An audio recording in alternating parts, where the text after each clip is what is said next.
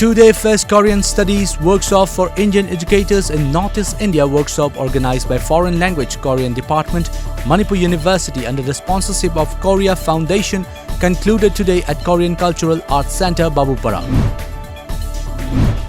MLA of Patsoi constituency A.K. Mirabai inaugurated a grid-connected rooftop solar power plant during a function held at Patsoi Tuliaima Century Club in Patsoi Part 3, Imphal today.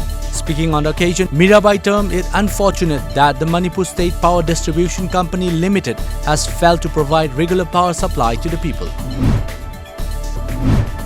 A 10-day personality development program has begun at the conference hall of Council of Advancement of Rural Development, Taubal today. The program aims to train youths and young students, keeping in mind that the program should be simple to manage, but its content should be rich and valuable. The program is being jointly organized by Council of Advancement of Rural Development, Taubal Khetri Lekai, Datopan Thengadi National Board for Worker Education and Development, Imphal. Family members of women's rights activists led RK Sana Hanbi distributed blankets to around 20 elderly women in Mets at RDS Old Age Home located at Nomaibung Purana Rajbari, Imphal. Financial aid was also extended to these women. The home is run by All Manipur Women Association.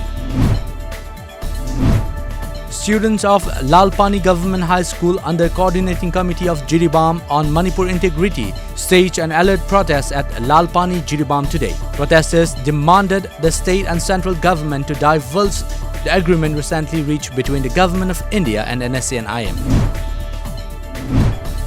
Leader of proscribed UNLF RK Sanayaima allies RK Meghan will be released from jail on 11th of this month, according to reports. It may be mentioned that RK Sanayama was charged by the NIA for waging a war against the country and was sentenced to 7 to 10 years of rigorous imprisonment. A person died in a road accident at Tera Khongsangbi Awang Lekai under the jurisdiction of Moirang Police Station last night. The accident occurred when two vehicles, Creta SUV and Alto car, coming from opposite direction had to head-on collision at Tera Khongsangbi Awang Lekai, during which the person travelling in the Alto car reportedly died at the spot while the driver of the Alto car and 5 persons in the Creta SUV suffered injuries. The Northeast Festival 2019 was kicked off yesterday at the Indira Gandhi National Centre for Arts, Delhi. As a part of the opening day, designer Adrian Kaising from Manipur showcased a beautiful collection of evening gowns on the ramp. Nagaland Chief Minister Nephew Rio launched the online inner line permit for tourists in Kohima.